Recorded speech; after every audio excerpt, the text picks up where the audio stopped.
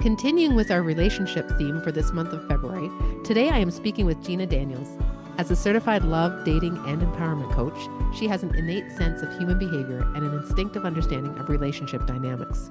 She is known for her intuitive perspective that will empower you to get rid of your love blocks and toxic patterns that have kept you from finding and keeping epic, lasting love. I know you're going to love her insights on people pleasing and perfectionism in relationships. I love when she breaks down the 3 areas people look for when searching for their soulmate and which area actually matters most. This was such an enjoyable interview with Gina and opened up some areas around perfectionism for me that I never thought of when it comes to relationships. You'll find her down to earth and fun energy so easy to listen to. Here's my conversation with Gina. Welcome to the podcast, Gina. I am so excited that you're here, not just because your topic matter is so good, but because you're a friend. And I love that we get to chat and be together on the podcast as it's kind of launching out here and being able to talk about this subject, whether people are single, whether they're in relationships. We can really apply the issue of the 3 Ps to any relationship status. So I think it'll be a fun conversation. Love it. I'm so happy to be here, Dawn. You don't have no idea how excited I am to be talking about this topic. Yeah. So tell us a little bit about who you are and what you do. What's brought you to this place? Okay, yeah. So really, my people pleasing brought me to doing the career that I do today because and just for the folks out there that don't know, I'm a love dating relationship coach. And what I do is I help empower women and men, mostly women, but some men too, to make healthy relationship choices so even picking relationships and when they're in relationships, how to keep that kind of soulmate relationship alive. So what brought me to this place was I was such a people pleaser that I kept getting into not good relationships for me. I I was not good at choosing. I was so often I just wanted to make everybody happy, right? And I made them happy and in all of that I made myself unhappy. Mhm. So I thought to myself my last breakup prior to my marriage that I'm in now, I thought to myself, there's got to be a better way. Like, what is going off here? And I knew it was partly the partners I was choosing, but what I also realized it was myself that was a equal ingredient in that formula of relationships that were not working out. Yeah. So tell us a little bit about what people pleasing looks like when you are looking for somebody.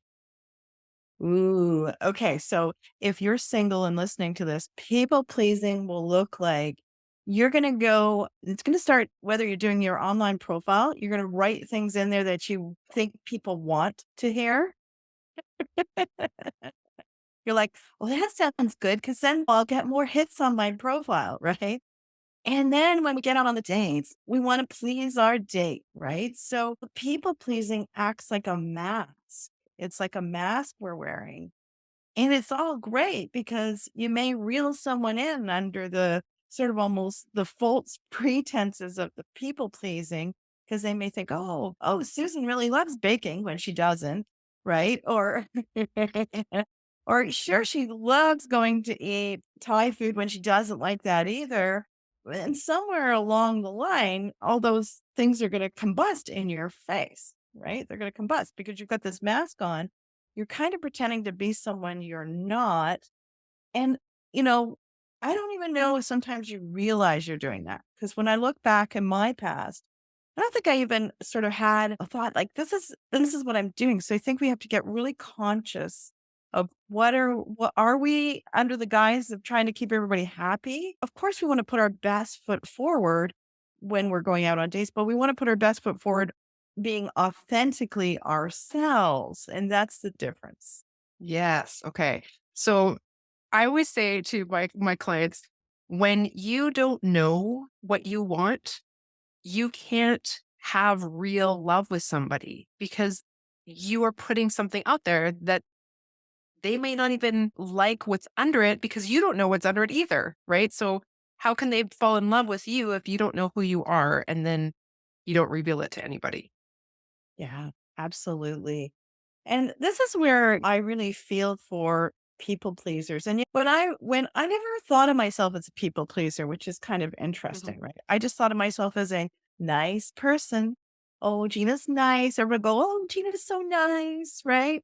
And so I don't even think I kind of attached to that label of being a people pleaser, but I come to realize, yeah, that's what's underneath the niceness, right? Yeah. I think what happens is we go out there, we're just trying to be so nice and so yeah, you're right. People aren't really falling in love with us. They're falling in love with the veneer of us. But the difficulty in a people pleaser is sometimes we don't know what we want Mhm. because we're not able to connect to our emotions, right? For me, I remember thinking one day, okay, but how do I really feel about this? Like, what do I want? Well, to know what you want, you got to use your emotions like a GPS system, right? You got to Right. go, okay, I really want this. So that's my happiness. So happiness is your true north, say, right? But sometimes you don't even know if you're happy or what you feel about something because you've suffocated your emotions down for so long. It's like you tune the dial down. Like I'm going to tune my emotional dial down. And now I'm going to try to govern where I want to go based on what I want, based on my emotions. But there's a disconnect. Right. There's a disconnect. So one of the things I tell my clients to do is start keeping a feelings journal, right? To retune back in, to get attunement to self first, Mhm. right? To see what's lighting you up, what's making you happy. And I gotta tell you, at first, when you do this, you're gonna even have days like at the beginning though, you might not even be able to tell at all. Like it's gonna be like little bumps in the emotional levels. Like you'll sit there and you'll be so quick to try to realign your emotions to the people pleasing. Does that make sense? Yeah. Yeah, because it's your normal, right? Is to be that nice person that wants to keep everything smooth with everybody else and no conflict and do things for others. And I mean, I think the heart of people pleasers is a real generosity and loving spirit.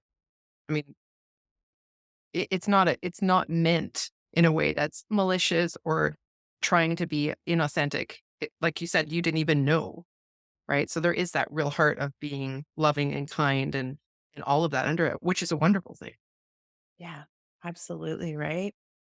But, one of the things, if I could give a piece of advice to people that are listening or watching this video or listening today on this podcast, one thing that I would say is start to look at where you're being nice and where you should be kind.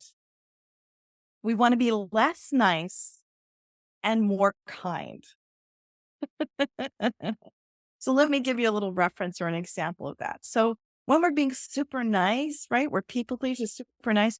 We're worried about hurting someone else's feelings, and we're always worried about their feelings. And we're navigating our actions, we're navigating our own emotions all around their feelings, Mhm. right? That's the window of nice. And when we step into the window of kind, of being kind, we still care, we're still loving, but we realize that we're responsible for our own emotional state and they're responsible for their emotional state, right? Mhm. So I want you to start to think of being more kind and it starts with being more kind to self and being less nice. I love that you differentiate that because there is a difference between nice and kind. Mhm. And again, taking responsibility for ourselves is a big part of being kind and also starting to move away from people pleasing. So I'm glad you differentiated that. Absolutely. Absolutely. So tell me a little bit because I know that when it comes to the three P's, I mean, people pleasing, perfectionism, procrastination, I know that when it comes to relationships, those can all come out. But Mm, perfectionism is another area often that I see both in my friends that are looking to date and my friends that are in relationships. It doesn't seem to matter. That can come out and be really detrimental and actually cause some pretty big rifts in relationship. So can we talk a little bit around perfectionism? absolutely we can. Okay, so this goes let's start with the singles. Okay? So if you're single and you're listening, if you are fixated on the perfectionism, you're going to probably aim it at yourself, right? And it's going to be like, well, I'm too skinny, I'm too fat, I'm too old, I'm too this, I'm not pretty enough, my lips aren't puckered enough. Like, oh, what about those wrinkles, right? You're going to be like that. So the if that in that perfectionism moda, you're going to down talk yourself and eat away at your self worth, right? Rather than being in a space of acceptance, like, hey, you know what? I got a few extra pounds. Who cares? I'm going out on that date. Right? I'm gonna put my bio up. Like, doesn't matter, right? Like, I'm gonna get that all aligned, get it on the dating website. I don't care. Right? You're not going to be in that space. You're going to be worried about your perfectionism of self. And then even if you force yourself or get yourself out on that date while you're having this self-talk about perfectionism, you're not going to show up in a confident space. And confidence, ladies and gents, is the number one thing people like. Men like it, women like it, right? So you think that people don't see what you are saying inside of your head, but your body language tells a tale. Right. So if you're like beating up on yourself because you have an extra 20, 30 pounds on, you're gonna scrunch those shoulders in, you're gonna pull your coat over, people will see it and you're not gonna be that beautiful, confident person that you should be showing up on that date, right? So let's just flip it over to if you're in a relationship. Your perfectionism will drive your partner insane. Let's be honest here, right? Because the need to be perfect all the time causes a lot of pressure. Can I share a story about a holiday I went on? Yeah, go Uh, for it.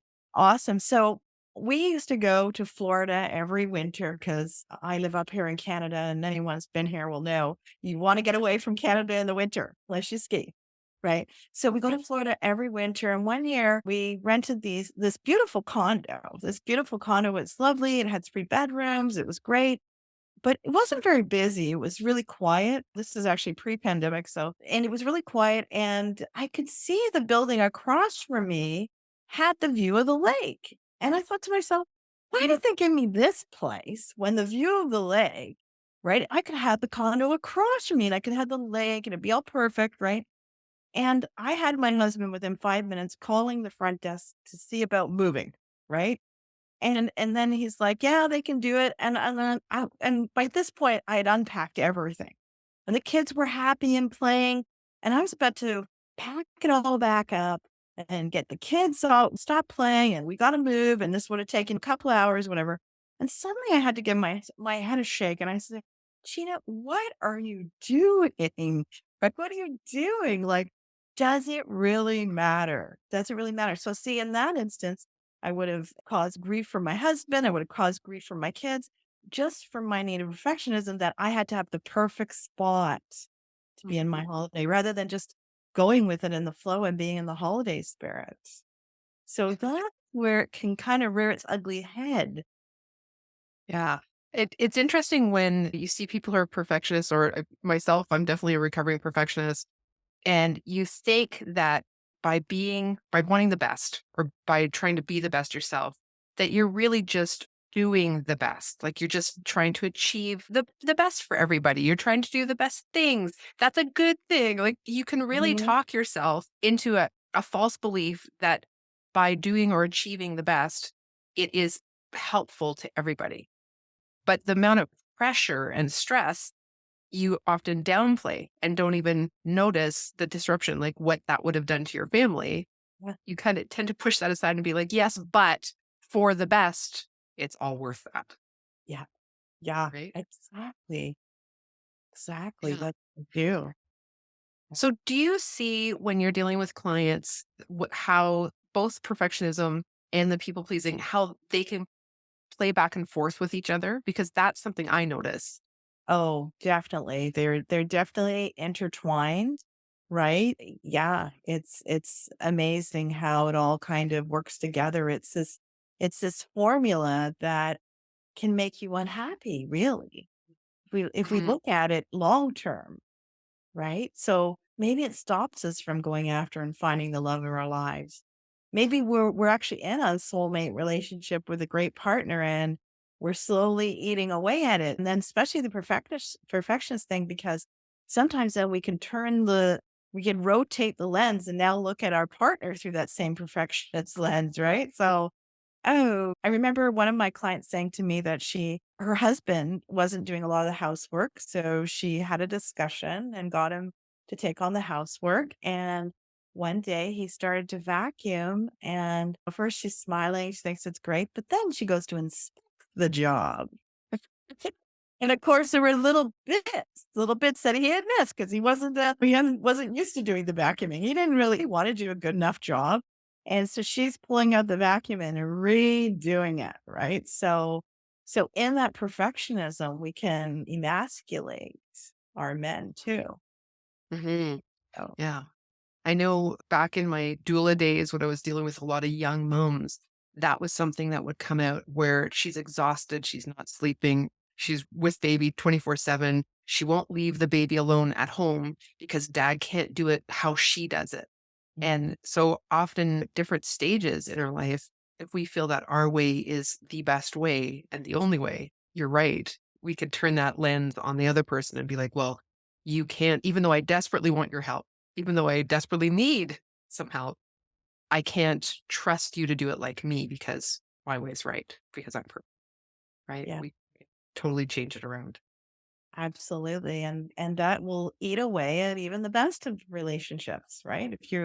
If you continuously and sometimes you can get yourself in a cycle of that where you're always nitpicking because you're expecting the perfectionist piece from yourself, which is high pressure. And then you turn it on your partner and want perfection from them, which is high pressure. And so then that's what the marriage is living in this high pressure, high stress. And both partners end up walking away feeling they're not good enough. Hmm. Yeah, exactly. And when people are dating or looking for that person that, they want to spend a lifetime with, do you find that when perfectionism comes in, does it get turned on another person too? Do they make lists? Do you hear anything like that? Mm. Oh, yes, Dawn. It certainly does, right? I was just on a masterclass event and one of the coaches shared that their client made a list of 350 items that the person had to have.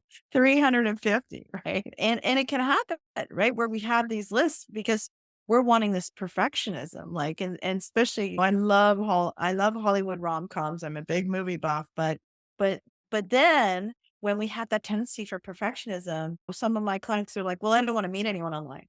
And I go, but what about if your soulmate's online? Oh, I don't want to meet anyone online. Right. And it's like, well, you've got to be open because if you have a certain ideal, like this box you're trying to put your love life in, even before it starts, you might not get out of the box. Right. You're just, so the perfectionism doesn't allow the openness in for the love to unfold the way that it's supposed to. Mhm. You're set and you have a rigid kind of thought of like, well, it should be this way because if it was perfect, he'd show up with a bottle of wine, 2 wine glasses, and he would sing a he would serenade me. And sometimes it doesn't happen in real life. But so I think, yeah, perfectionism can you stop you before you even start in that soulmate type of relationship. Yeah, that's really interesting because I see that with clients when I'm working with them, especially around their jobs or a goal that they want to achieve, where if they're a perfectionist, it makes them think it's not even possible, therefore I won't try because I can't do it perfectly. Right. And they remain stuck. But I didn't realize that that actually is similar in relationships, that they can remain stuck because of that. And stop them from even trying, right? Like they know they want big love, but they're almost so set that they can't allow themselves to even begin to move forward, and it gets them in a stuck energy. Yeah. So, what's something as a perfectionist that can be done if you're looking for a relationship to help you just lower the bar a bit? Mm, perfect. I love that question. I think you have to start saying to yourself, is this truly a requirement? Right? Is this a requirement? So how do we know it's a requirement? We know it's a requirement because we know if it wasn't in the relationship, we would leave, right? So let me give you an example of that. Say one of your requirements is you have to be with someone that loves family, who loves being with family, right? And they were like that maybe at the beginning of the relationship. And I'm talking about your own personal core family here, right? But maybe 5 years later, they're like, they don't even want to be with the family. They're working all the time. They're going off. Well, that would bust the relationship up. So we know that's a requirement in the relationship. So we need to really kind of look at what are requirements, like what are the like must haves, like truly like if it wasn't there, I would be willing to leave that relationship, right? That's a requirement. So we want to look at those. We want to look at needs. So needs may be functional needs, like I need someone to mow the lawn, right? Or do the laundry. And there are emotional needs. I need someone to cuddle at night, stuff like that. And then there's the wants, and the wants are the icing on the cake. And I think what happens is people make lists and they intermeld all of those three things, right? But what you really should be doing is completely scratch off your wants. Those are just bonuses. Your needs, even though you'd like them to be met and they're great, you really want to just focus on those requirements. And so that would be the first thing I'd do. I'd get hold of my list I made and I would ask myself the question, is this truly a requirement? If it wasn't, I would just exit off and then I would go dating with that in mind. One more thing that I would like to say is I like to tell my clients to focus on what's the emotional experience that you want to have with this person, right? What is it that you want to experience? Like, so for me, I love fun. That's one of my big values, right? So I would have fun with that person. So that would be something I would be looking at when getting on dates and stuff. Like, is this person fun? Do I feel that vibe from them? Right. Right. And that way, that list of 350 will quickly get pared down. Yeah, yeah.